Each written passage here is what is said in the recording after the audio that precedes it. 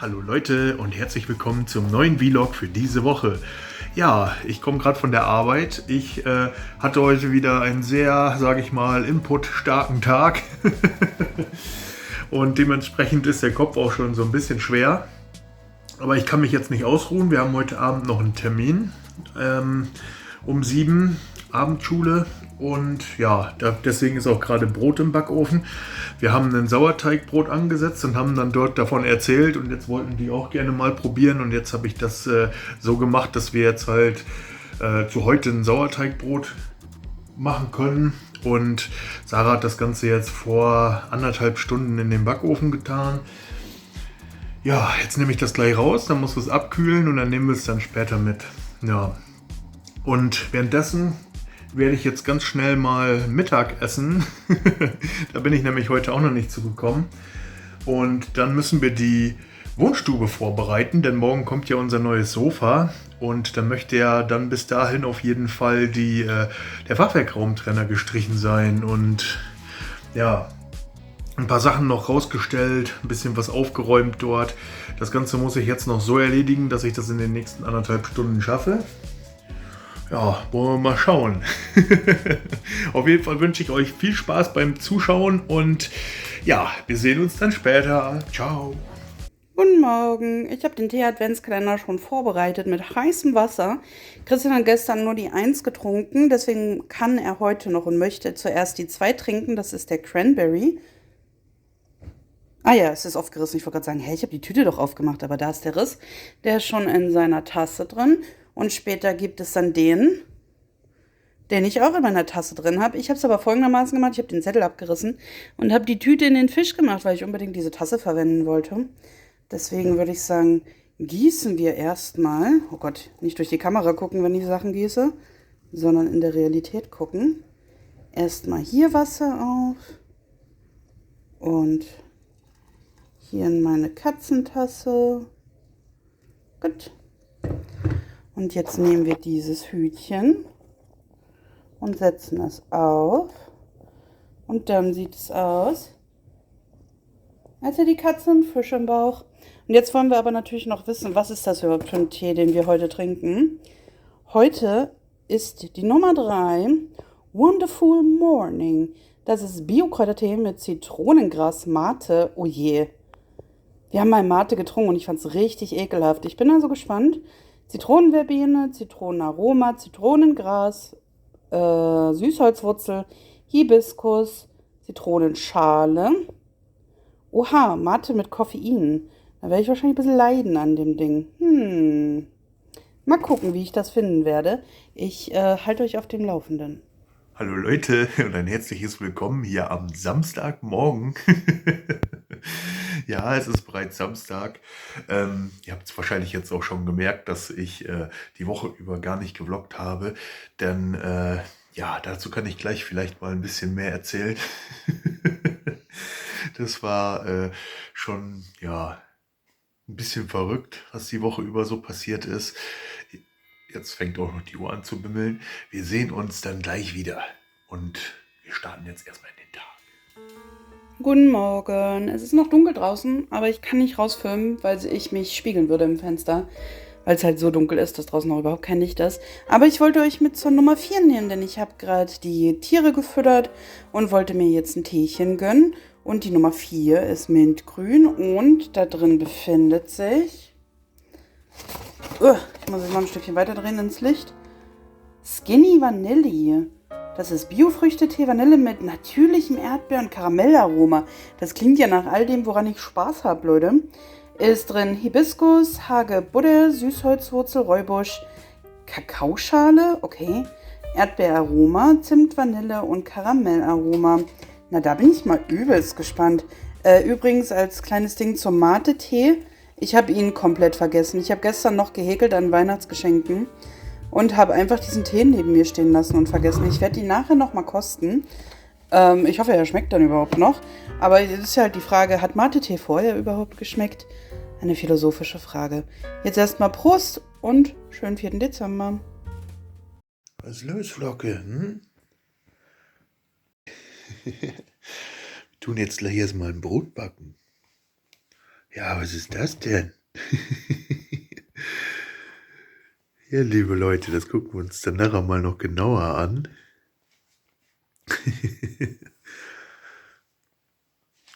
Unser neues Sofa ist ja vergangene Woche gekommen am Dienstag. Ne? Kleiner Räuber. Aber jetzt tun wir erstmal ein Brot backen, damit wir nachher schön frühstücken können. Ne, Flocke? Willst du den Teig kneten? Den Teig? Ja. Also schön durchkneten. Wir müssen ja schon sagen, ihr habt uns ein kleines bisschen nervös gemacht vergangene Woche. Und zwar, ja, weiß ich nicht, was los war, aber der Vlog, der hat ja unglaublich viele Aufrufe bekommen, der letzte Vlog. Also, ich habe gedacht, ich gucke nicht richtig. Also, weiß ich nicht.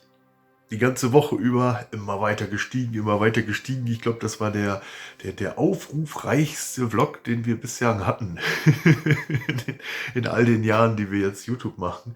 Und ja, da fehlt es mir halt auch doppelt und dreifach schwer, dass ich, seit ich überhaupt gar nicht dazu gekommen bin, zwischendurch irgendwas zu machen, nicht mal Kommentare zu beantworten oder so. Also das hat dann zusätzlich nochmal so ein bisschen reingehauen. Das war echt so ein Ding. Aber naja, dazu erzähle ich euch dann nachher so ein bisschen mehr. Ich möchte jetzt erstmal schnell ein Brot backen. Der Sauerteig hat nach wie vor, ja, der lebt nach wie vor hier so schön bei uns. Und ja, heute ist wieder der Tag, da müssen wir dann wieder das meiste dann in Brot umwandeln. Das ist auch ganz gut. Wir machen die große Brotform voll und dann ja, müssen wir das Ganze jetzt nochmal 2 Stunden gehen lassen. Und ja, dann würde ich sagen, schieben wir es in den Backofen und schauen mal, was dieses Mal für ein Brot rauskommt.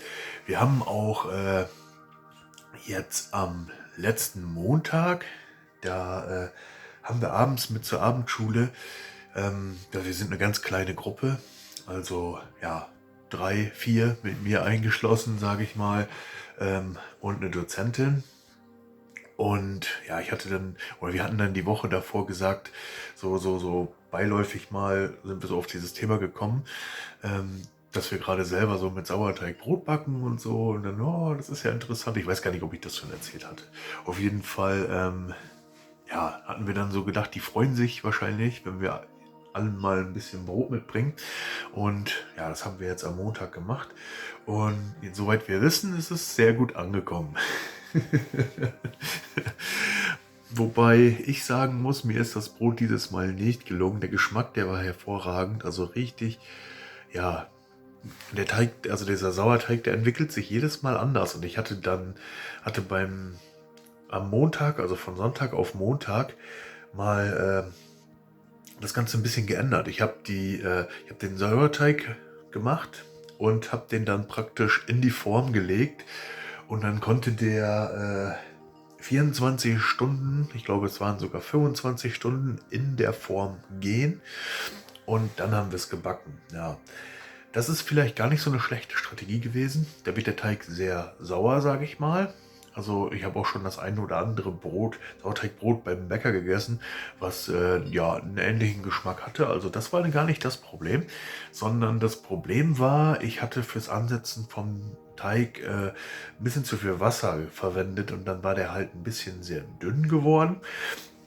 Ich habe in vielen Rezepten gesehen, ist es ja normal, dass der Sauerteig im Regelfall ein bisschen dünner ist als ein herkömmlicher Teig, den man so knetet. Aber ja, das war wohl zu dünn. Und dann ist es wunderschön aufgegangen, hat eine richtig schöne Kruste bekommen und eigentlich war es gut. Und ich weiß nicht genau, wo der Fehler war. Ich habe es dann angeschnitten, 2 Stunden bevor wir zur Abendschule gefahren sind, damit wir, mussten wir ja logischerweise noch aufteilen und ich musste ja auch gucken, ob es was geworden ist. Ja, und dann ist es halt in sich zusammengesackt beim Abkühlen und hat dann oben so 1 Zentimeter Luft gehabt über Krume und Kruste. Also das war, naja, das hat mir überhaupt nicht gefallen und eigentlich wollte ich es dann auch gar nicht mehr mitnehmen, aber der Sarah hat dann gesagt, das ist doch vollkommen okay, lass uns das einfach mitnehmen und gut ist und ja, das haben wir dann gemacht und ja, ist noch gut angekommen. Aber dieses Mal werde ich das wieder mal auf die herkömmliche Art machen. Das heißt, dieses Mal machen wir den Teig so, dass er 2 Stunden geht. Der Sauerteig hat sich auch wieder weiterentwickelt. Also, obwohl wir immer das Gleiche machen und die Temperaturen immer gleich sind, hat er jetzt eine Phase gehabt, wo der, sage ich mal, immer saurer geworden ist. Und dann hat er beim letzten Mal sehr kräftig, sehr sauer gerochen.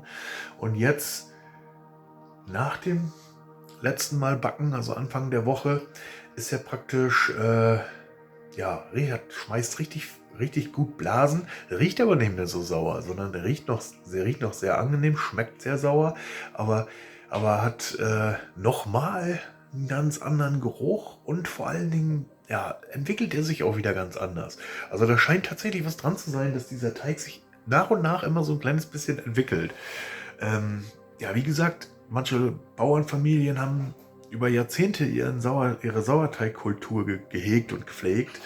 Und ja, ich bin mal gespannt, wie weit unsere Reise noch geht. Es ist auf jeden Fall super spannend zu sehen, sage ich mal, wie der Sauerteig halt jedes Mal anders ist und jedes Mal kommt ein bisschen was anderes brottechnisch dabei raus. Und ja, man lernt halt auch so viele Dinge, wo man dann sagt, das ist nicht gut beim Backen oder das mag der Sauerteig nicht so gerne. Und ja, also ich habe auf jeden Fall jetzt, anders als beim letzten Mal, den Eindruck, dass mehr Hefebakterien drin sind.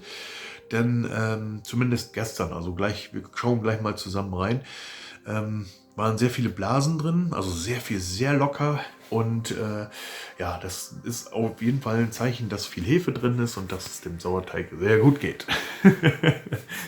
Gut, aber ich will jetzt auch gar nicht so viel reden. Wir werden jetzt mal zusammen den Sauerteig vorbereiten, das in die Kastenform stellen und dann mal schauen. Genau, da fällt mir noch eins ein. Eigentlich können wir dieses Sauerteigbrot heute noch gar nicht essen, denn es sollte bestenfalls erstmal einen Tag lang ruhen, bevor man es anschneidet. Ich denke, das werden wir auch machen. Gut, liebe Leute, also erstmal backen und dann werden wir wahrscheinlich frühstücken und dann starten wir zusammen in den Tag. Bis später. Guten Morgen. Gestern war so ein voller Tag, dass ich es tatsächlich gar nicht geschafft habe, den Weihnachtskalender zu öffnen.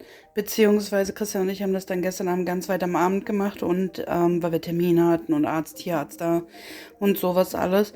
Und meine Stimme verschwindet auch in den letzten Tagen wieder. Ich hoffe nicht, dass ich schon wieder irgendwas habe.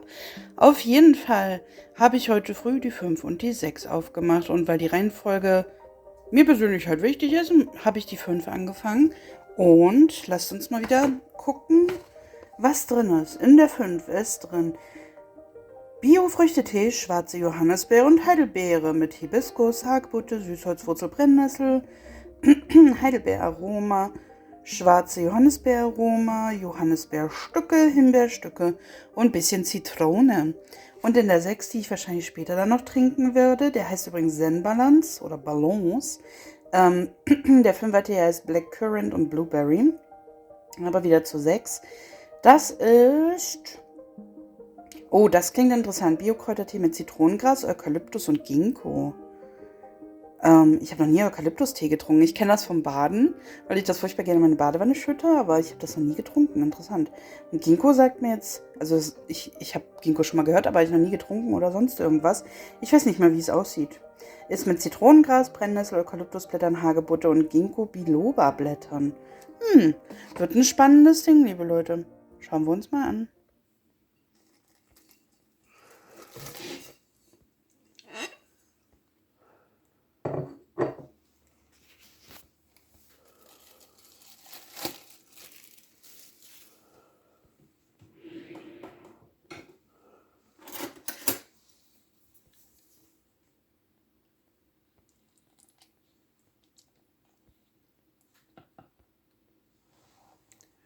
Seht ihr das? Der hat so richtig, also meiner Meinung nach ist der richtig perfekt für Brot. Man sieht so richtig, wie sich richtig die Luftkammern bilden. Und der riecht so absolut fantastisch. wieder ein kleines bisschen mehr Säure im Vergleich zu gestern. Aber das ist wahrscheinlich, weil er gestern kräftig gefüttert wurde. Und ja, dementsprechend auch nochmal wieder ein bisschen anders arbeiten konnte. Guten Morgen zum neuen Adventskalender-Türchen. Ihr seht, die 6 habe ich noch nicht geschafft zu trinken. Aber wir haben schon die 7 am Start. Und die 7 ist Love Me Truly heißt er. Das ist Bio-Chai-Gewürztee mit Zimt. Ach nein, ich wollte die 6 trinken, sehe ich gerade. Oh nein, mit Zimt, Ingwer, Nelke und Orangenschale, Süßholzwurzel, Chicorée-Wurzeln. Aber ich wollte eigentlich den anderen Tee trinken, dann muss ich gleich nochmal umpacken, weil ich habe gestern ein paar Bauchprobleme gehabt und heute Morgen genauso. Und da wollte ich mal den Kräutertee mit Eukalyptus und Ginkgo und Brennnessel und sowas probieren. Ah, ich habe die 8 erst schon gedacht, aber gestern war ja erst Nikolaus, deswegen. Ach Leute, ich trinke jetzt glaube ich eher die 6 als die 7 und ich muss das alles nochmal umpacken. Und dann gucken wir einfach morgen den Kräutertee nochmal an. Oh, die Woche macht mich fertig. Es ist ja bald Weihnachten und da habe ich gedacht, weil wir bis jetzt noch gar nicht, also wir haben herbstlichen Schmuck, aber noch gar nicht wirklich weihnachtlichen. Ich weiß gerade gar nicht, ich glaube, wir haben nirgendwo weihnachtlichen, fällt mir gerade auf. Außer halt den Kranz, den ich letzte Woche mit euch zusammen gebunden habe. Und deswegen habe ich gedacht, ich besorge uns mal so ein bisschen was wie zum Beispiel kleine Weihnachtshandtücher. Sind die nicht süß? Das hier kommt gleich hier oben ins Badezimmer. Da habe ich gleich noch etwas, was ich euch zeigen möchte. Aber ich muss es erst fertig machen. Aber ich wollte euch hier im Schlafzimmer zeigen. Schaut mal, die Bettwäsche habe ich besorgt auch. Und entsprechend gerade eben gewechselt. Die fand ich sehr, sehr schön. Die ist, kommt, glaube ich, auf dem Bild ein bisschen nur rüber. Die ist so golden. Die ist sehr samtig und dunkelblau. Sieht, glaube ich, fast schon schwarz aus. Aber glaubt mir, sie ist dunkelblau und golden. Und das passt ja hervorragend hier ins Schlafzimmer, weil ja entsprechend unsere Gardinen auch so sind mit goldenen Sternen und entsprechend dunkelblau und so. Und da habe ich gedacht, das harmoniert ganz schön. Und Christian freut sich vielleicht. Das wird nämlich eine Überraschung heute, wenn er von der Arbeit kommt, dass alles so ein bisschen weihnachtlich geschmückt ist. Ich habe da zwar so eine kleine Geschichte wieder mit dem DPD. Ich weiß gar nicht, ob ich die in den alten Vlogs mal erzählt habe. Ich glaube, Christian hat sie euch erzählt gehabt von mir, ne? Wo der gesagt hat, unser Haus wäre nicht zu finden und sowas alles. Oh Gott, oh Gott, oh Gott. Es geht weiter, diese Story. Naja, dadurch kann ich leider nicht alles schmücken, wie ich es ursprünglich vorhatte. Aber dann machen wir mehrere Parts raus und ihr seht wahrscheinlich nächste Woche im Vlog mehr. Ich habe gerade in meiner Mittagspause das Badezimmer geputzt und schaut mal. Babam! Für manche vielleicht mega albern, ich finde es aber wunderschön. Und das habe ich jetzt hier gemacht, während mir die Stimme versagt. Hier ist eins der Handtücher, das muss ich noch ein bisschen glatt bügeln. Und ich muss einen Aufhänger annähen. Ich habe nämlich keinen. Deswegen habe ich das mit diesen beiden kombiniert und hier oben das einfach eingeklemmt, weil ich es euch zeigen wollte und das Annähen jetzt noch ein bisschen dauert, weil ich das andere Bad noch putzen möchte und eben genauso ausstatten möchte mit diesem wunderschönen Rentier. Und das ist noch nicht, aber dort habe ich entsprechend die Vase hingestellt und möchte gleich noch rausgehen und ein paar Äste abschneiden oder wieder abhacken, besser gesagt, mit dem Spaten und dort reinstecken, damit wir sowas wie ein kleines Gesteck haben. Leider habe ich jetzt nicht so viel Schmuck dafür, sodass erstmal nur die Äste stecken würden, aber es sieht ja schon mal ein bisschen weihnachtlich aus, würde ich sagen. Ja, und damit würde ich sagen, auf und davon ins untere Bad und machen wir das weihnachtlich. Oh, hier kriege ich sogar beides drauf. Schön. Kommen wir zum nächsten Raum, dem ich einen weihnachtlichen Touch geben wollte. Und zwar das Wohnzimmer. Und da haben wir, ich zeige euch jetzt noch nicht alles beim Wohnzimmer, weil Christian würde euch bestimmt die Couch und so zeigen. Aber guckt mal, eine super süße weihnachtliche Decke. Wir haben ja hier, wie ihr vielleicht so ein bisschen dunkel, aber ihr wisst ja vielleicht, dass unsere Tapete blau ist. Hier oder wartet mal, wenn ich mich hier drehe. Ah, jetzt ist wieder dieser komische Schein auf meinem Handy drauf. Es sieht aus, als wären die Blumen so weiß umrandet oder sowas. Das ist eigentlich blau. Wenn Christian das filmt, bitte ich ihn mal darum. Er hat irgendwie eine bessere Kamera bei seinem Handy, dass er das Ganze mal filmt. Auf jeden Fall. hier eine kuschelige Decke, weil ja jetzt das neue, vor allen Dingen das weitere Adventswochenende ansteht mit dem zweiten Advent. Und da dachte ich, vielleicht schließen wir den Fernseher an, irgendwie provisorisch mit einer Verlängerungskabel oder sonst was, weil die anderen Steckdosen ja hier noch nicht fertig sind. Da muss der Elektriker erst kommen. Und vielleicht kuscheln wir uns da auf die Couch mit ein paar Keksen und so einem Kram. Und da habe ich gedacht, ist diese Kuscheldecke, die habe ich bloß zusammengefaltet, die ist viel, viel größer. Vielleicht ist sie dann mega geil. Und was ich noch dazu gemacht habe, es ist sehr provisorisch, nicht lachen. Tada! Wir haben gerade noch keinen anderen Tisch hier. Und da habe ich da so drunter diesen kleinen Ast und das Säckchen hat Christian und den Weihnachtsbaum. Ne? Klammer-Anstecker hat er von seiner Arbeit bekommen. Und die Duftkerze ist eine Airwick-Duftkerze mit Zimt-Zauber-Bratapfel. Sie ist noch nicht mal angezündet und der ganze Raum riecht danach. Das finde ich schon mal sehr, sehr cool. Ich hoffe, dass das auch so bleibt und nicht, dass sie jetzt nur nach dem Auspacken einmal wild ihren ganzen Duft verbreitet und dann riecht sie nicht mehr. Ich würde das beobachten, aber bis jetzt ist es wunderschön und riecht echt himmlisch. Ich denke, dass er es mitkriegen wird, wenn er dann zur Tür reinkommt und ich hoffe, er freut sich. Gut, dann mache ich mich an die weiteren Zimmer. Nächster ein bisschen weihnachtlich vorbereiteter Raum ist die Küche mit kleinen Handtüchern. Einmal ein Reindeer, Rudolph the Red-Nosed Reindeer, erkennbar an der roten Nase. Und ein Weihnachtsmann, der aber eine undefinierbare, komische, schwarze Doppelaugenbraue über der Nase hat. Also falls ihr wisst, was das darstellen soll, vielleicht seine Falten. Sehr tiefe Stirnfalten mit tiefen Schatten, das könnte es sein. Ich fand ihn trotzdem süß und ich sehe gerade, er hat dort einen Faden raushängen, den muss ich gleich mal abschneiden. Die sind auf jeden Fall hier für die Küche jetzt. Tada, die nächste Räumlichkeit ist fertig, nämlich unser Esszimmer. Da habe ich diese Stuhlhussen. Ich zeige sie euch auch nochmal hier von hinten. So, süße kleine Weihnachtsmann-Bommelmützen besorgt. Eigentlich ja auch eine Weihnachtstischdecke, aber da sind wir wieder bei dem DPD-Paket und der Story, dass der DPD es irgendwie, vielleicht ist es auch was Persönliches mit mir oder so, keine Ahnung, unsere Pakete niemals hier bei uns abliefern wird. Vielleicht möchte euch Christian eine lange Geschichte dann erzählen oder sonst irgendwie was. Es ist zum Mäusemelken. Hier habe ich die Keksdose. Vielleicht erinnert ihr euch noch an den Vlog von vor paar Wochen. Ich weiß es nicht mehr genau. Da waren wir zusammen einkaufen gewesen mit meinen Eltern. Und da wollte ich unbedingt diese Keksdose haben, weil sie ist so göttlich schön. Schaut euch das mal an. Ist sie nicht süß, oder? Ich bin sehr, sehr froh, dass wir sie mitgenommen haben. Da sind momentan unsere Kekse und ein paar Lebkuchen drin. Und den Kranz, den kennt ihr ja. Ich zeige ihn euch trotzdem noch mal gern. Da hole ich jetzt gleich noch mal ein paar Pilze heraus, die meine Mutter mir mitgegeben hat. Und schmück den noch ein bisschen weiter. Und wie ihr seht, wir sind leider letzten Sonntag nicht dazu gekommen, eine Kerze anzuzünden. Hoffentlich wird es dieses Mal anders. Ich schmück den jetzt erstmal schnell. Eine pieksige Angelegenheit mal wieder, aber schaut mal, wie niedlich. Jetzt wachsen hier zwischendurch ein paar kleine Pilze raus. Und einen Stiefel habe ich auch angehängt. Da drüben ist auch noch einer. Es waren leider nur 2 von diesen kleinen. Die anderen waren viel zu groß dafür. Und ich fand es eigentlich ganz süß. Deswegen habe ich sie vorne hingemacht. Wartet, ich muss hier durchgehen. Wo man sie von vorne ein bisschen sehen kann, wenn man ihn anguckt. Finde ich süß. Esszimmer ready. Bis auf die Tischdecke. Zweites Bad ist auch fertig geputzt. Da haben wir dieses süße kleine, ich werfe Schatten, dieses süße kleine Handtuch. Wir haben leider noch keinen Handtuchhalter, der muss noch angebracht werden. Wir sind ja hier immer noch im Aufbau von allen möglichen Sachen.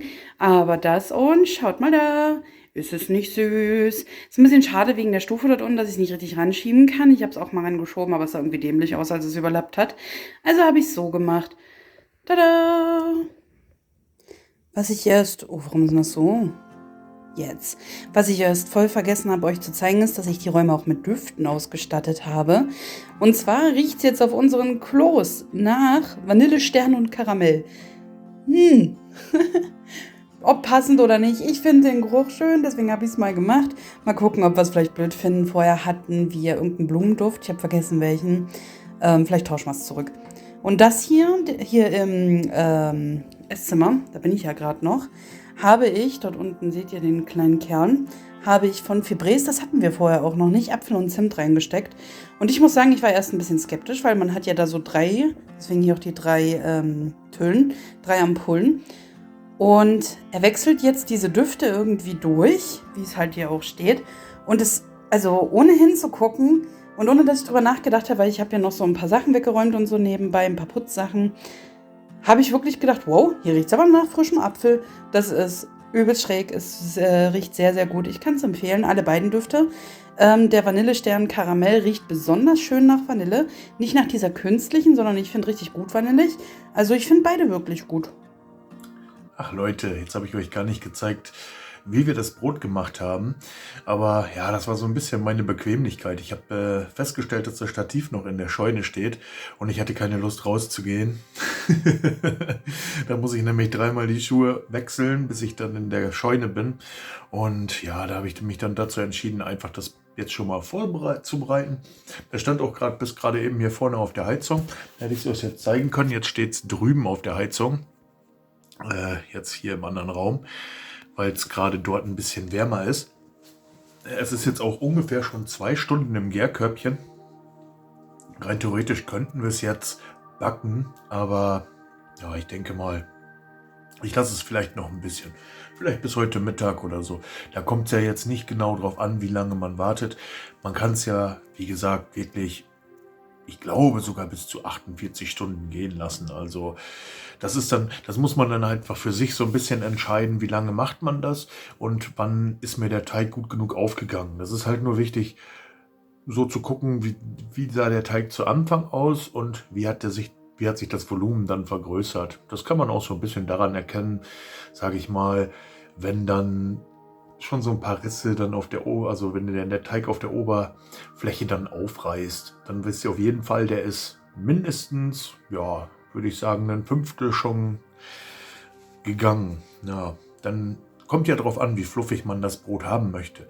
Also ich mag es manchmal auch schon recht kernig, da ja, braucht man es nicht so lange gehen lassen.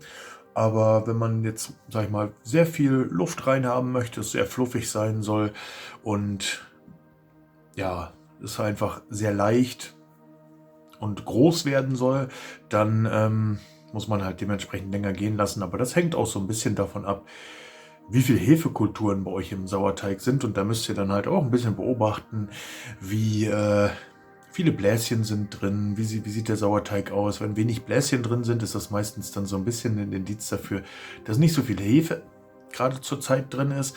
Also grundsätzlich sind ja sowieso nur gute Bakterien drin, weil durch die, sage ich mal, Verdauungsprozesse dieser Bakterien halt Stoffe entstehen, die halt die ganzen verderblichen, für uns Menschen schädlichen Bakterien zurückdrängen. Und deswegen heißt das Ganze ja auch ein bisschen Sauerteig. Das Milieu mögen halt so ziemlich alle Bakterien nicht so gerne, die dafür sorgen, dass unsere Lebensmittel verderben. Aber natürlich kann so ein Sauerteig auch verderben. Ne? Das kommt halt drauf an, wenn man den jetzt viele Tage nicht füttert, dann haben natürlich die guten Bakterien, die jetzt durch ihre Arbeit dafür sorgen, dass keine schlechten Bakterien dort Oberhand gewinnen, die haben natürlich dann nichts zu futtern und dann dementsprechend, die haben ja nur einen kurzen Lebenszyklus. Wenn der dann abgeschlossen ist, dann vermehren die sich nicht weiter und dann ist natürlich die Gelegenheit gekommen, dass sich die bösen Bakterien, sage ich mal in Anführungszeichen, es gibt ja von der Natur aus betrachtet gar keine bösen oder guten Bakterien, aber es gibt halt nur welche, die für uns Menschen gut sind und welche, die für uns Menschen schlecht sind. Ja. Und die, sage ich mal, können dann Oberhand gewinnen und dann verdirbt der Teig auch. Naja, genug vom Brot geredet. Ich weiß auch gar nicht, wie viel ich euch da beim letzten Mal schon erzählt habe. Es soll ja nicht jetzt nur hier so ein reiner Brotvlog werden. Ich werde gleich mal gucken, was wir heute so im Laufe des Tages noch machen werden. Also ich habe so ein bisschen was vor. Ich habe mir nämlich überlegt, wir machen vielleicht mal einen kleinen Versuch, indem wir hinten bei der Minka im Heizungsraum, bei der Minka und den Hasis im Heizungsraum, mal versuchen im Winter Salat zu ziehen und den dann halt als Indoor-Kultur praktisch auf dem Fensterbrett zu ziehen. Ich habe ja zurzeit, oder wir haben zurzeit ja dort UV-Licht stehen, LED-UV. Einfach damit die Paprika und eventuell die Chili, die im Moment noch so ein bisschen struggelt, durch den Winter kommen, brauchen die halt auch mehr Sonnenlicht. Und gerade die letzten Tage, wo es halt nur bewölkt war, nur geschneit hat, war es halt wirklich sehr dunkel und da muss man da ein bisschen nachhelfen bei so lichtbedürftigen Pflänzchen. Und wenn diese Lampe dort sowieso leuchtet, dann würde ich zwischen die beiden Pflanzen dann, sage ich mal, das kleine Gewächshaus, das Grüne, das kennt ihr wahrscheinlich aus manchen Vlogs, ne? Mal vorbereiten und dort Salat einsäen. Und dann gucken wir einfach mal, wie sich das so die nächsten Tage entwickelt und ob man vielleicht auch dort am Fenster für sich im Winter Salat ziehen kann. Also es ist dort 20 Grad warm, das ist ganz gut, denke ich. Und Licht wird der Salat dann auch haben, also normalerweise müsste es gehen und Schnecken gibt es dort auch nicht. Aber wir gucken uns das mal an. Ich kann nur noch nicht garantieren, dass ich da heute zu komme. Ja. Und was ich noch gerne machen würde, wäre da zu streichen in der Wohnstube. Endlich mal den Raumteiler. Und ich möchte euch nochmal genauer das Sofa zeigen. Das habe ich ja, glaube ich, gerade eben heute Morgen nur kurz gemacht, weil Flocke dort am Rumrennen war. Ja, ich hoffe, ich denke dran. Naja. Und ansonsten schauen wir einfach mal, was heute wird. Ich denke mal, so wie ich das aktuell einschätzen kann, wird dieser Vlog wahrscheinlich ein bisschen kürzer sein.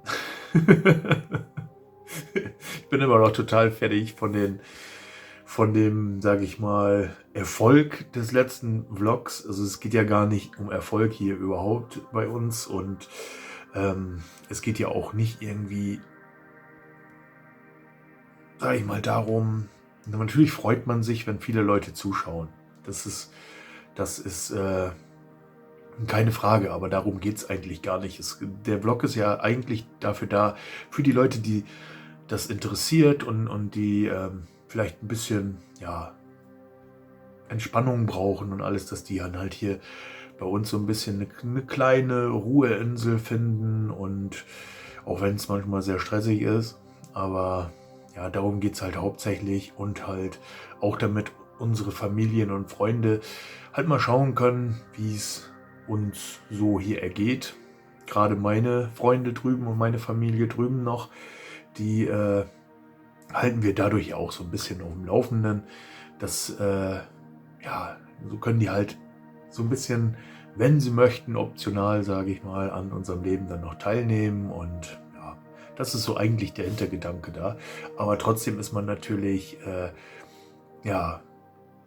absolut überwältigt, wenn da plötzlich, oder was heißt plötzlich, das ist ja schon die letzten Wochen so, dass halt kontinuierlich neue Leute von euch dazukommen und einfach viel mehr geschaut wird und dann, das ist doch schon ein schönes Gefühl, muss ich sagen, weil es steckt auch eine Menge Arbeit dahinter und es gab auch schon wirklich Zeiten, häufig genug, wo ich echt, oder wir beide, Sarah und ich, echt auf uns auf die Zehenspitzen stellen mussten, die Zähne zusammenbeißen, damit überhaupt es noch irgendwie ein bisschen weitergehen kann. Ja, und dann zu sehen, dass es dann halt draußen Leute gibt, die auch, sage ich mal, oder die das wertzuschätzen wissen und die das gerne schauen und man kann diesen Menschen vielleicht auch ein bisschen was Gutes mit auf den Weg geben. Das ist halt ein richtig schönes Gefühl und ja, ich muss sagen, dafür bin ich sehr überwältigt. Und deswegen tut es mir gerade diese Woche sehr leid, oder tut es uns gerade diese Woche sehr leid, dass dieser Vlog wahrscheinlich etwas kürzer wird und sehr viel Redeinhalt hat. Ja, es ist halt nicht so einfach, diese Woche. Ich muss jetzt erstmal frühstücken. Wir reden gleich mal darüber, wie es mir bei der Arbeit so ergangen ist. Und dann werdet ihr vielleicht auch ein bisschen verstehen können, warum das jetzt gerade so ein bisschen eine Zeit ist, wo man überall so Abstriche machen muss, sage ich mal. Sachen zurückschrauben, alles kommt ein bisschen kürzer im Moment. Ja, aber es ist alles positiv und oder geht einen positiven Weg, sagen wir mal so, und fühlt sich super an. Ja, aber mehr dazu gleich. Ich brauche jetzt erstmal hier meinen Kaffee und ja, ein bisschen was in den Magen, damit ich in den Start starten kann, genau, in den Tag starten kann, richtig. Ja, ihr merkt schon, da oben braucht ein bisschen oder braucht jemand ein bisschen Energie. Also, bis gleich. Während ich Essen koche, dachte ich, ich zeige euch mal meinen minimal ausgearteten veganen Futterhaul. Da ist auch das Weihnachtsessen dabei. Ich sage euch so grob, was ich vorhabe, aber so richtig mitnehmen zum Weihnachtsessen kochen und so, das machen wir dann, wenn halt Weihnachten ist. Ne? Aber ich habe es jetzt schon mal entsprechend besorgt gehabt, damit wir es einfach schon alles da haben. Ja, und ich zeige euch jetzt mal meine Pläne.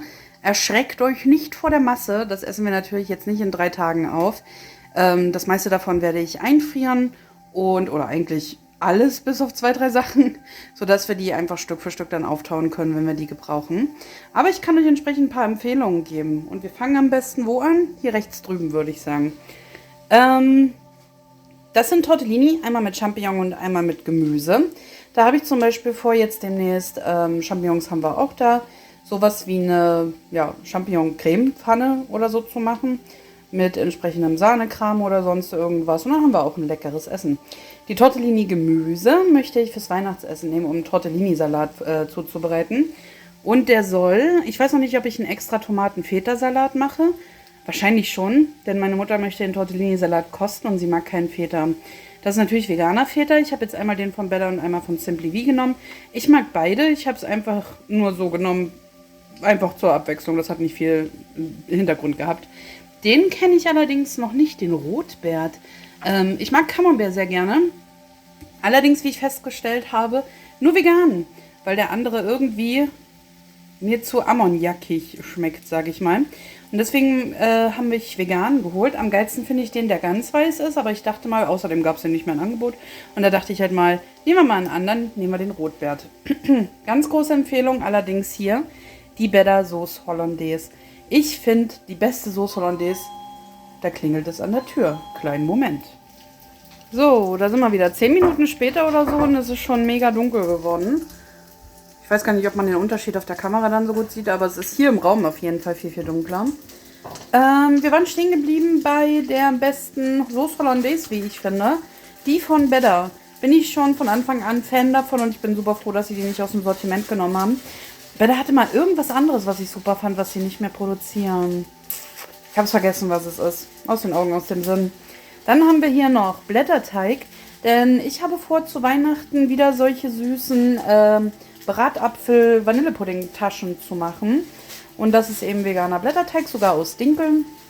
Oder mit Dinkel, wie auch immer. Da nehme ich euch dann wieder mit. Dieses Mal werden die Figuren auch weihnachtlich mit so Tannenbaum, Handschuh und ein Stern, glaube ich, waren die 3 Figuren. Dann sind hier hinten Marshmallows. Da habe ich nämlich vor, so kleine Fruchtsnacks zu machen. Aber ich will ja auch nicht zu viel verraten. Dazu nehme ich euch mit, wenn das Weihnachtsessen ist. Machen wir mal hier hinten weiter. Erstmal Beyond Meat. Da gab es leider nur die Meatballs, weil Beyond Meat ist, finde ich, der allerbeste und authentischste Fleischersatz. Falls ihr noch nicht mit veganen oder vegetarischen Produkten... Oh, es liegt das Zeug hinter mir in der Pfanne los. Irgendwie in Kontakt gekommen seid, aber gerne euch mal rantesten wollt. Probiert gerne mal Beyond Meat Kram aus. Egal ob das Hack oder die Burger oder sonst was. Ich habe jetzt die Meatballs genommen, weil es das einzige war, was noch da gewesen ist. Die passen super zu allem dazu. Egal ob zu Kartoffelbrei. Ist das okay, dass die so laut sind? Oder? Okay, Christian sagt ja. Hast du die Herdplatte wieder voll auf? Nein, ich habe nichts gemacht. Das sind die rechten Dinger. Auf jeden Fall. Leute. Hallo. Genau, die kann man halt zu Nudeln einfach dazu schmeißen oder zu Kartoffelbrei oder keine Ahnung, zu sonst irgendwas. Ich finde die sehr, sehr lecker. Sind auch ein bisschen anders gewürzt als das Burgerfleisch oder das Hackfleisch. Dann haben wir hier die veganen Fischstäbchen. Ich glaube, die habe ich noch nicht gekostet. Deswegen habe ich erstmal nur so 2 mitgenommen. Und dann von der Mühle haben wir einmal die Frikadellen und das Cordon Bleu. Beziehungsweise hier vorne sind auch noch Bratwürste. Ich hätte es nach Marke sortieren sollen. Rügenwalder Mühle kann ich nur sagen, fahrt ihr immer richtig. Also ich habe noch nie was von den veganen Produkten von denen gekauft, wo ich gesagt habe, das war alles immer lecker gewesen. Also da auch gerne mal reingucken. Und dann habe ich hier ein bisschen sortiert, oder? Ja, genau, das ist mal sortiert. Die Like-Produkte sind wirklich spitzenmäßig. Genau das gleiche. Ich habe allerdings noch nie das Chicken Filet gekostet. Und, nee, doch, den Rest habe ich schon mal gegessen. Die Chicken Wings sind quasi wie kleine Nuggets, sind super lecker. Wie schon gesagt, Filet hatte ich noch nicht. Bin ich gespannt darauf. Werde ich wahrscheinlich mit Frikassee oder so machen. Mal gucken. Oder vielleicht angebraten. Ich wollte sowieso demnächst gebratene Nudeln mit Brokkoli machen. Und da könnten wir das dann mit reinbraten. Dann möchte ich auch demnächst Döner machen. Christian hat extra Tomaten und Gurke mitgebracht dafür. Und wir haben noch von Green Force, jetzt muss ich überlegen, wie die Marke heißt, von Green Force haben wir noch veganes Tzatziki, was man einfach mit Wasser anrühren kann. Wir haben aber, glaube ich, auch noch einen Joghurt. Da könnte ich zur Not auch selber machen. Mal gucken. Und Grilled Chicken, einfach so für nebenbei. Mal gucken, was wir daraus machen. Und den habe ich auch noch gar nicht gekostet. An dem sind wir gerade vorbeigeslidet. Das ist, wie ihr sehen könnt, Lachs. Da bin ich super gespannt drauf. Ich habe früher auf Lachs mega gestanden. Und jetzt bin ich gespannt, ob das irgendwie mithalten kann. Ob es fischig schmeckt, ob es überhaupt lachsig schmeckt. Ob es einfach lecker ist, aber nichts mit Lachs zu tun hat. Mal gucken. Wir werden es rausfinden. Ich teile es euch mit, wenn wir das kochen. Dann hier hinten waren wir ja schon angelangt. Dann hier von Green Legend. Also ich habe auch noch nie was gehabt von Green Legend, was kacke geschmeckt hat. Da kann ich auch nur empfehlen, einfach reinhauen. Das ist super lecker. Da haben wir nämlich hier drüben auch noch die veganen Steaks. Einmal mit Smoky Barbecue und Wild Pepper. Ich glaube, Wild Pepper hatten wir noch nicht. Wir hatten aber Smoky Barbecue und das hat mir sehr lecker geschmeckt. Und Sweet and Smoky Barbecue, die Ribs. Die hatten wir vorgestern, glaube ich. Da hatten wir noch ein paar Brötchen über und ein bisschen Gemüse von allen möglichen Sorten. Da habe ich ein bisschen Möhre, ein bisschen Paprika, ein bisschen Gurke in ein Brötchen gestopft mit Frischkäse und dann diese Ribs da oben drauf und eine Scheibe Käse. Und das war ein mega geiler Burger. Christian hat auch gesagt, es hat super krass gut geschmeckt. Deswegen dachte ich, das schreit nach Wiederholung. Hole ich die mal wieder. So, genau. Und genauso diese Backteig-Nuggets, die sind auch super lecker, kann ich auch nur empfehlen. Und die sind vor allen Dingen auch so McDonald's-mäßig, falls ihr die kennen solltet. Aber falls ihr nicht auf McDonald's-Nuggets steht, ist das natürlich nicht euer Ding. Dann Vivera, auch so eine Marke, die ich super geil finde. Das sind die Schnitzel und drunter sind so kleinere Schnitzelsachen. Die finde ich, oder beziehungsweise Knusperschnitzel sind dort unten drunter. Kann ich auch absolut nichts Schlechtes dazu sagen. Super lecker. Knusprig, weil es ja Knusperschnitzel sind. Und finde ich auch, dass sie so ein bisschen chickenmäßig schmecken. Auch noch von Vivera habe ich das Steak geholt. Ich bin ein Riesenfan vom Vivera Steak, weil es sich richtig fleischig und dick anfühlt. Es ist wirklich genauso dick, wie es hier oben auf der Verpackung aussieht. Und das ist einfach eine super Beilage zu irgendwelchen herzhaften und rustikalen Mittagessen oder zum Grillen. Grillen ist auch super lecker. Es trocknet auch nicht aus. Hier hinten haben wir die veganen Filets. Bin ich mir nicht ganz sicher, ob ich die schon mal gekostet hatte, aber ich dachte, da es von Vivera ist, kann ich nichts falsch machen. Und habe die einfach mal mitgenommen, weil ich genau das gleiche machen wollte wie mit den anderen Filets von der Marke Like. Nämlich wahrscheinlich klein schneiden und in Frikassee oder gebratene Nudeln mit reinhauen. Dann kenne ich auch noch nicht, bin ich auch mega gespannt, von Green Force, der Leberkäse. Wurde ich geinfluenced auf Instagram, da kam so viel Werbung davon, dass die Leute gesagt haben, das soll angeblich mega original und lecker schmecken, dass ich dachte, das müssen wir uns doch mal reinziehen. Und deswegen habe ich uns mal den Leberkäse geholt, den es auch mal auf dem Leberkäsebrötchen geben kann oder sonst was. Genau, die veganen Streifen von Vivera, die hatte ich auch noch nicht probiert. Aber genauso wie drüben mit dem Filet und so weiter, es ist die Firma Vivera. Deswegen bin ich mir ziemlich sicher, dass es lecker schmecken wird und damit kann man viele Sachen machen. Auch in Salate oder über Salate einfach hauen, wenn man darauf steht, so eine kleine Proteinbeilage zu haben oder Kohlenhydrate sparen möchte und halt kein Brotbrötchen oder sonst was dazu. Mache ich voll gerne. Und hier die Plant-Based Chicken Chunks. Die habe ich genommen von Green Mountain, weil Green Mountain einen mega, mega guten Ruf hat, besonders bei Grillware. Wir hatten in diesem Sommer auch irgendwas von Green Mountain, aber ich erinnere mich leider nicht mehr, was es war. War es ein Steak? Ich weiß es leider nicht mehr ganz genau, aber es soll mega authentisch und super lecker schmecken. Deswegen dachte ich, nehmen wir auch mal mit. Kosten wir unbedingt mal sehen, ob es sehr, sehr geil ist. Und jetzt schwer das Ding. Warte mal, wir nehmen das mal mit ein bisschen ins Licht. Mein größeres Highlight, das ist unser veganer Weihnachtsbraten. Das ist ein Seitanbraten mit Apfelnussfüllung. Klingt erstmal aufregend. Pestax-Seitan von Herbivore. Gibt es eigentlich zusammen in Kombination mit einer Bratensoße. Aber die gab es nicht mehr. Also die Leute haben sich hauptsächlich auf die Bratensoße gestürzt. Aber der hatte auch sehr, sehr gute Bewertungen, dieser Braten. Deswegen, ich gehe jetzt mal davon aus, dass das mega gut wird. Wir werden ihn dann entsprechend auch in eine Form geben. Die Soße machen wir dann halt selber mit so ein bisschen Möhre und entsprechend Zwiebel und so drin. Und dann wird es genauso geil sein. Dazu, wie ich schon angekündigt habe, den Tortellini-Salat. Dann vielleicht noch diesen Tomate-Feta-Salat. Und ich hatte noch irgendeinen anderen. Ich wollte gerne den Wikinger-Salat nochmal machen, weil ich so mega auf den stehe und weil der eine gute Abwechslung ist. Meine Mutter, die dann zum Weihnachtsessen mit meinem Vater kommt, hat gesagt, sie wird... Wow, Gottes Willen. Hat sie mir geknallt gerade am Ofen. Wird einen Kartoffelsalat noch machen und vielleicht auch Schnitzel mitbringen oder sonst irgendwie was. Da werden wir uns noch genau absprechen. Aber sobald wir das Weihnachtsessen zubereiten, nehme ich euch mit. Aber das ist unser Rieseneinkauf, den ich jetzt erstmal unterbringen muss in Kühlschränken und Frostfächern.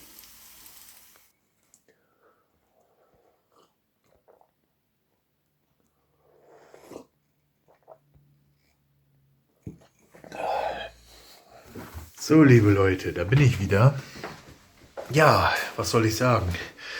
Der Tag heute hat sich doch ein klein wenig anders entwickelt, als wir ursprünglich gedacht haben. Es ist jetzt gleich schon um 4. Ich wollte heute eigentlich einen Haufen Zeug erledigen, was ich euch heute Morgen erzählt hatte. Ich kann ja auch mal kurz in die Küche gehen. So. Das Brot steht hier nämlich auch noch.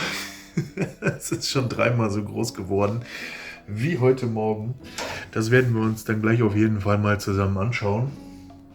Was ich euch jetzt eigentlich sagen wollte, ist, dass ich heute nichts von dem geschafft habe, was ich mir vorgenommen hatte, weil ich nochmal wieder mit dieser Wasserschadengeschichte bei der Nachbarin beschäftigt war. Ich weiß, glaube ich, gerade so aktuell habe ich es gar nicht mehr im Kopf, was ich davon schon erzählt hatte. Ich hatte da ja ein bisschen unterstützt und das ein bisschen gemacht. Und ja, eigentlich bin ich jetzt davon ausgegangen, dass die Geschichte dann abgehakt ist, weil ich hatte ihr dann damals gesagt, sie braucht dann jetzt nur noch mit der Rechnung zu der Versicherung fahren, die dort abgeben und dann geht das alles seinen Gang. Aber irgendwie ist es dann doch nicht geworden und jetzt stand sie vor der Tür und sagte, wir wissen gar nicht, ne, was ist jetzt dies und das und jenes. Naja, dann hatte ich mich noch hingesetzt und habe dann das nochmal fertig gemacht, dass ich das jetzt praktisch per E-Mail rausschicke. Die Rechnung haben wir schon mal bezahlt, weil das wäre bis nächsten Mittwoch fällig gewesen. Und ja, jetzt wird das alles ganz in Ruhe bearbeitet und dann gucken wir mal, was dabei rumkommt. Ja, das hat auf jeden Fall ein bisschen Zeit gefressen. Ich bin dann rübergefahren, habe dort noch geredet und habe dort dann die Rechnung mitgenommen und alles, was dort dazu gehört, was man halt braucht. Und ja, das haben wir dann digital eingescannt. Ich habe ein Schreiben aufgesetzt, was dann unterschrieben werden musste. Das auch wiederum und etc. pp. Jetzt habe ich das Ganze halt per E-Mail an die Sachbearbeiterin dort bei der Versicherung gesendet, den ganzen Fall mit dem Schreiben mit etc. pp. Und werde das Ganze jetzt kommende Woche auch nochmal auf dem Postweg der Versicherung zukommen lassen, wenn das dann gewünscht ist. Es könnte auch genauso gut sein, dass der Unterlagenstand jetzt der Versicherung schon reicht. Naja, das müssen wir dann sehen. Das hat auf jeden Fall ein bisschen Zeit gekostet und da war ich dann, ich glaube so kurz vor 1, glaube ich, war ich damit fertig.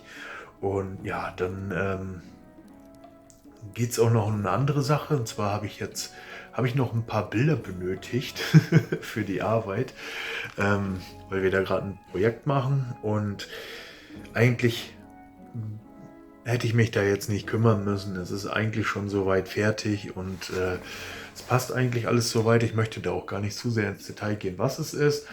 auf jeden Fall, ja, ich bin halt ein bisschen manchmal ehrgeizig und möchte dann auch Sachen möglichst gut abschließen. Und ja, dann bin ich halt so, habe ich halt eine Idee gehabt, oder besser gesagt, Sarah hatte die Idee und ich fand das richtig gut. Ich bin dann rumgefahren und habe ein paar Bilder gemacht von dem, was ich fotografieren wollte. Ja, weil dann braucht man sich ja nicht kümmern hier mit Lizenzen und so weiter im Internet. Und ja, das habe ich jetzt gemacht. Da hatte ich dann Kontakt zu zwei örtlichen Firmen. Heute ist Samstag, da ist das alles nicht ganz so einfach, aber wir haben es dann doch in die Wege geleitet. Ich habe vor Ort ein paar Bilder gemacht und ja, jetzt habe ich zumindest ein paar ordentliche, die ich dann ja, für meine Arbeit nutzen kann. So viel dazu erstmal. Ja, das hat aber jetzt auch nochmal gekostet. Der letzte Termin, der war gerade eben um 2:30 und ja, jetzt ist das im Prinzip alles fertig. Ja, jetzt wollten wir nachher, oder Sarah und ich dann zusammen, vielleicht noch eine kleine Collage aus den Bildern machen, so als Backup, dann im passenden Format, so für das, was ich dort machen möchte. Ja, und das wird auch noch mal Zeit kosten und ich muss dann den Vlog noch schneiden. Wir müssen noch Mittag essen und dementsprechend befürchte ich, ja, muss ich leider sagen, wird diese Woche gar nicht großartig was zu sehen geben. Also wir sind eigentlich jetzt schon so ziemlich am Ende des Vlogs angekommen. Ich werde gleich nochmal filmen, kurz so ein paar Ausschnitte von dem Brot halt, wie sich das so entwickelt. Und ja, dann melde ich mich nochmal zu einem kleinen Abschlussgespräch zurück. Dann erzähle ich euch ein bisschen was die Woche über so passiert ist. Und ich hoffe, ihr seid jetzt nicht allzu sehr enttäuscht, dass es jetzt doch, sage ich mal, relativ wenig zu sehen gab diese Woche. Nächste Woche wird es auf jeden Fall besser. Ich weiß, das habe ich letzte Woche auch schon gesagt, aber man unterschätzt das halt alles immer so ein bisschen und es ist halt wichtig, dass man zuerst die Dinge abarbeitet, die halt einen wirklich betreffen, persönlich, und dann kann man sich dann später den Hobbys dann auch dazu widmen. Ja. Gut, liebe Leute, ich würde sagen, wir schauen uns das Ganze dann jetzt mal an und dann sehen wir uns später. Ciao. Guten Morgen, es ist der 8. Dezember, es ist Freitag. Ich habe Kopfschmerzen und was hilft besser gegen Kopfschmerzen vor der Arbeit? Ein köstlicher Tee aus dem Adventskalender mit, der erstmal Little Dreamer heißt und der Kräutertee Kamille, Zitronenmelisse, Lavendel beinhaltet und Zitronengras, Fenchelsamen, Hagebutte und grüne Minze. Ich bin ja gespannt. Gießen wir den ganzen Spaß mal auf und mal gucken, wie der schmeckt. Der gestern hat übrigens sehr lecker geschmeckt. Ich habe das Eukalyptus. Ich habe ja ein bisschen gedacht, es schmeckt wie Badewasser riecht, wisst ihr? Weil ich ja Eukalyptusbäder liebe. Aber er hat sehr lecker geschmeckt und das Eukalyptus kam meiner Meinung nach nur beim Riechen raus, aber nicht beim Schmecken. Aber ich weiß vielleicht auch einfach nur nicht, wie Eukalyptus schmeckt. Auf jeden Fall jetzt erstmal Prost und bis später.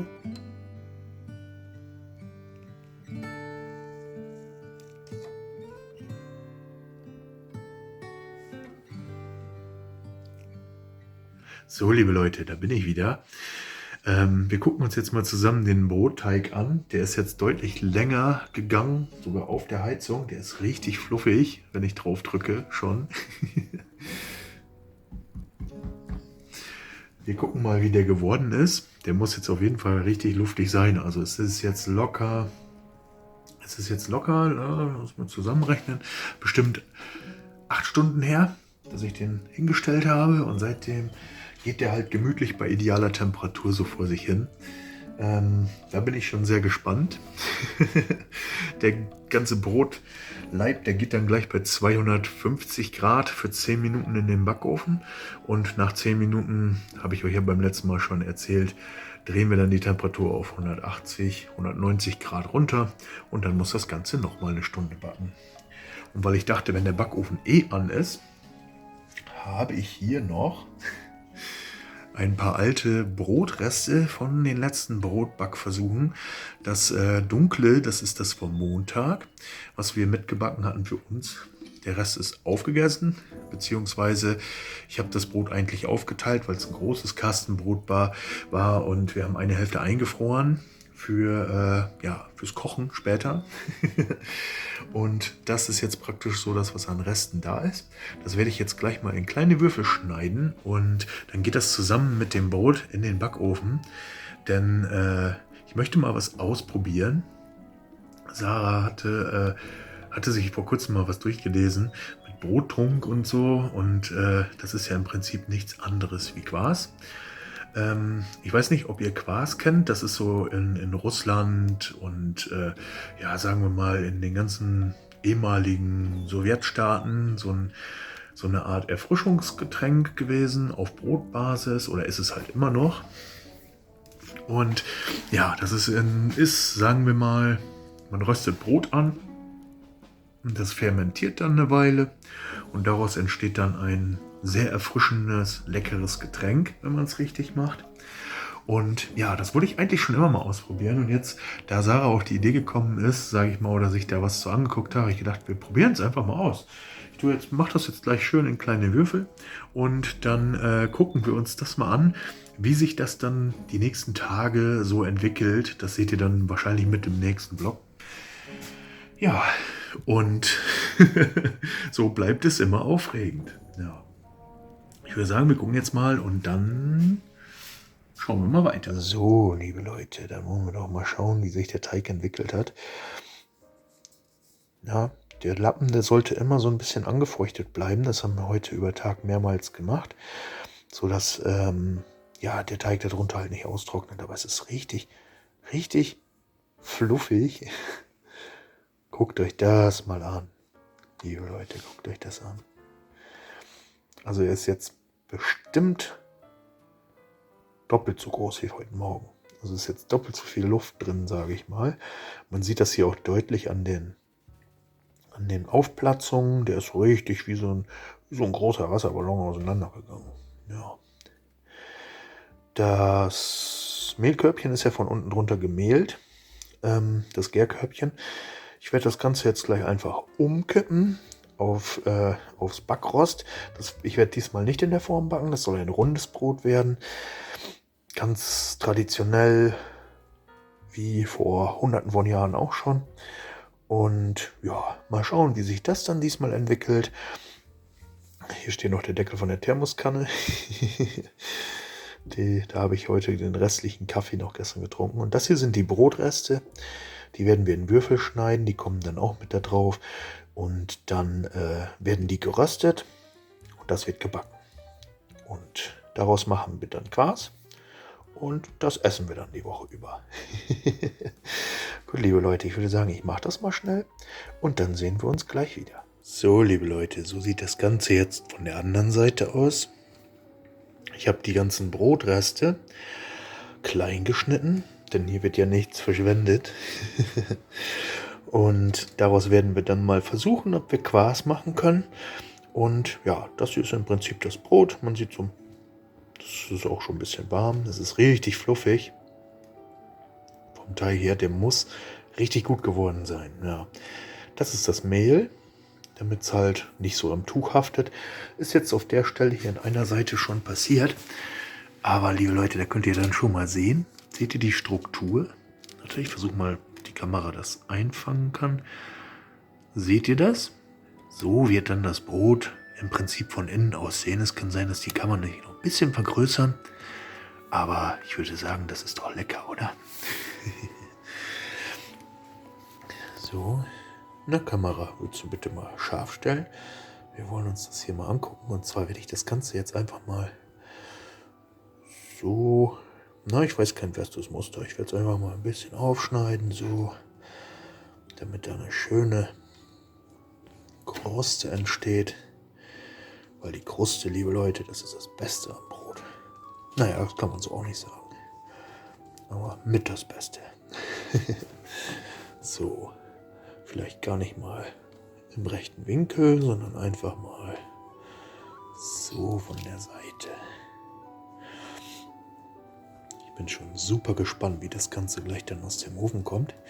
Ihr hört ja schon, der Backofen läuft nebenbei. So. So kann sich das dann jetzt entwickeln. Ich habe den Eindruck, das wird richtig gut. Gut, Leute, ich werde dann jetzt mal ein Vorher- und ein Nachher-Bild machen. Und ja, alles weitere dann. Jetzt schaut euch doch mal an, wie er sich da in mein Bett gelegt hat.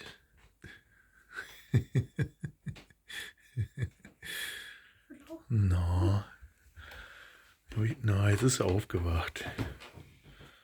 Hallo. Eine Prinzessin wieder. So, ich hoffe, man kann einigermaßen was erkennen durch die doch schon etwas schmantige Ofenscheibe, obwohl ich den Herd vorm Einbau, sag ich mal vorm Ausbau drüben in der Wohnung, glatt poliert habe. Und zwischendurch wird er auch geputzt, aber man kennt es halt einfach. Es ist halt so, wie es ist. Ich finde es auch nicht schlimm. Ja. Man kann schon ein bisschen sehen, wie das jetzt auseinander geht oben schon. Also, ich weiß nicht, ob es jetzt schon was damit zu tun hat. Wahrscheinlich wird die Luft sich jetzt durch die Hitze dort drin ausdehnen. Und ja, dann geht das Ganze ein bisschen auf noch. Und ja, seid gespannt, liebe Leute. Ja, und da sind wir wieder. Eine Stunde später. Ein wunderschönes Brot. Ich glaube, das könnte vielleicht sogar das beste Brot werden, was ich bis jetzt gebacken habe. Sieht sehr gut aus. Ja, und es ist durch vor allen Dingen. Und naja, kleiner Tipp am Rande. Die sind teilweise ein bisschen dunkel geworden. Ja, wird der eine oder andere von euch vielleicht schon geahnt haben, die Brotkrumen mit reinzumachen. Lieber ein bisschen Alufolie drüber. Dann geht das schon. Ansonsten verbrennen die euch. In den Bereichen, wo keine Alufolie war, ist das ein bisschen kohlemäßig geworden. Aber solche, die sind genau wie sie sein sollen. Also viel Ausschuss ist nicht dabei. Das meiste ist eigentlich noch sehr gut zu gebrauchen. Ja. Mal schauen, wie das wird mit dem Glas. Und morgen schneiden wir dann das Brot an. Das wird jetzt erstmal gleich auf den Rost gelegt. Dann kann das gleichmäßig auskühlen. Bleibt dann über Nacht liegen. Und ja, morgen früh schneiden wir es dann an. Und ich glaube, das werde ich dann für euch auch noch in diesen Vlog mit hineinschneiden. Einwandfrei.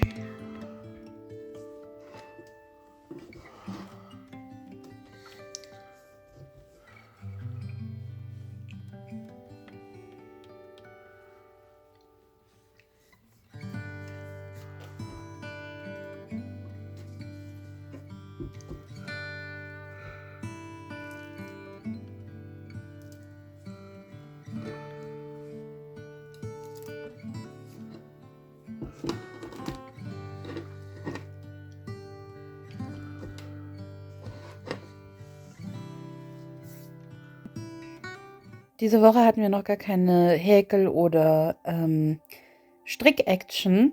Deswegen dachte ich mir, ich nehme euch mal wieder ein Stückchen mit. Ich brauchte mal ein bisschen Abwechslung.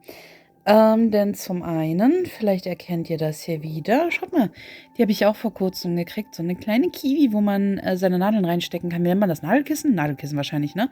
Oder ist das, wo die Schlangenbeschwörer und so drauf liegen? Keine Ahnung. Auf jeden Fall hier so ein Ding, wo man seine Nadeln reinsteckt. Sieht cool aus, finde ich persönlich. Und hier vielleicht erkennt ihr, was das sein soll oder werden wird. 4 Stück habe ich davon. Eine ist da unten so gerade so ein bisschen vergraben mit entsprechendem Füllmaterial. Da unten ist noch eine schwarze Bommel. Und, wartet mal, lasst es mich mal kurz.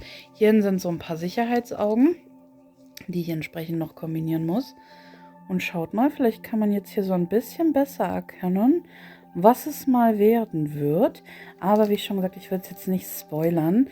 Ich hoffe, dass die Personen, für die es dann entsprechend gedacht ist, es noch nicht gesehen haben, was es werden wird.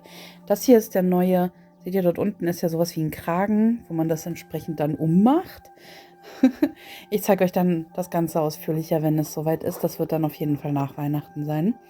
Und hier, das wird der neue Kragen von Nummer 2. Da habe ich jetzt angefangen. Ich werde jetzt nebenbei gleich ein bisschen Fernsehen hier im Schlafzimmer. Beziehungsweise erst möchte Frau Flocke, dass ich mit ihr spiele, nicht wahr?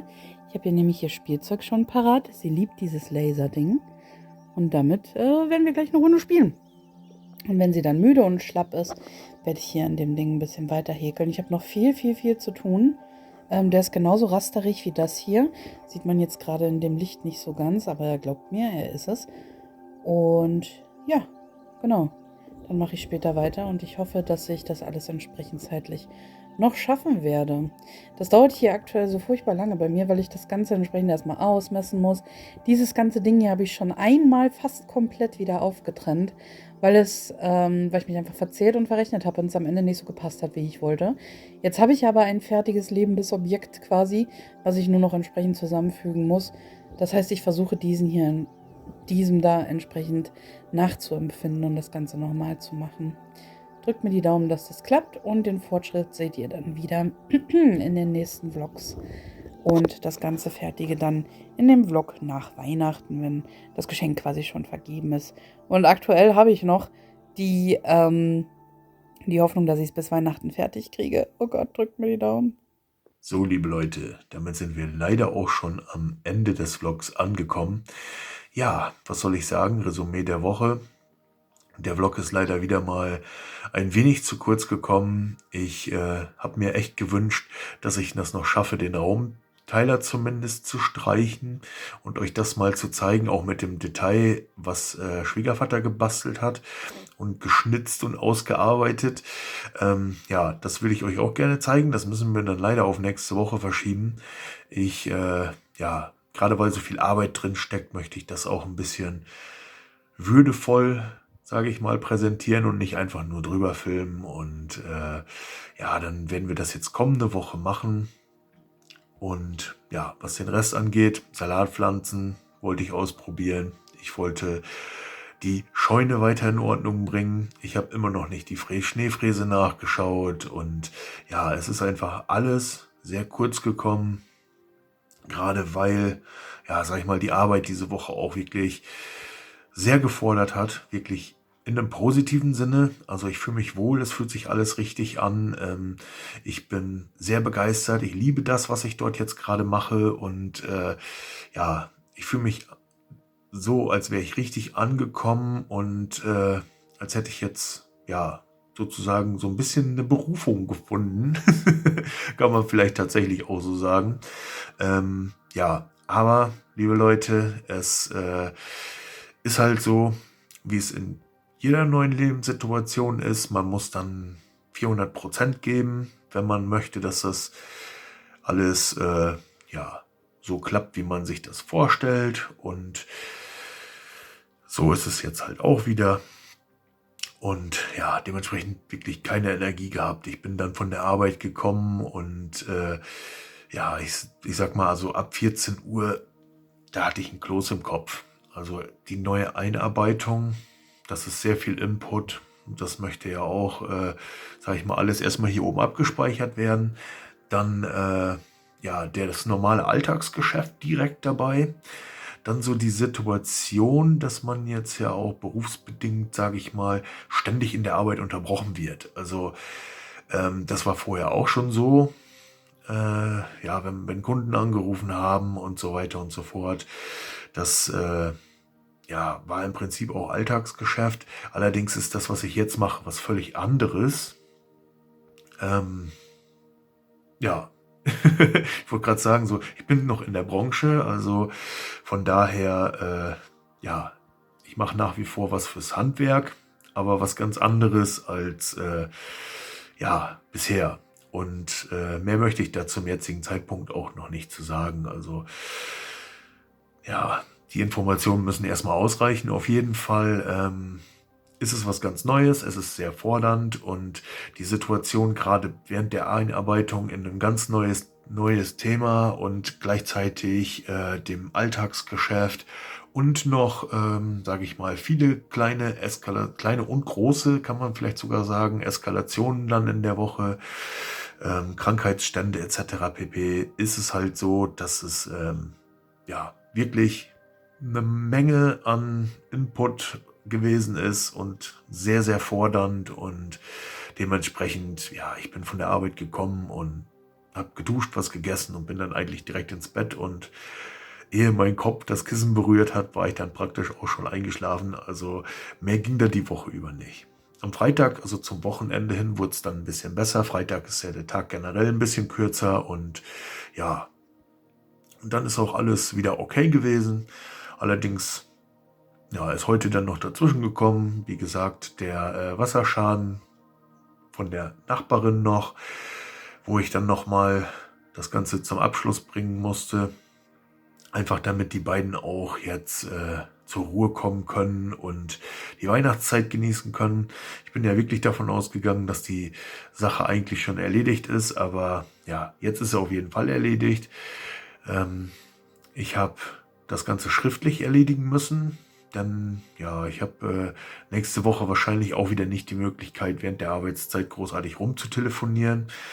Wir hatten auch einen Augenarzttermin diese Woche und ja, resultierend daraus, also alles in Ordnung, alles tippitoppi, Augendruck, das ist nichts ungewöhnlich,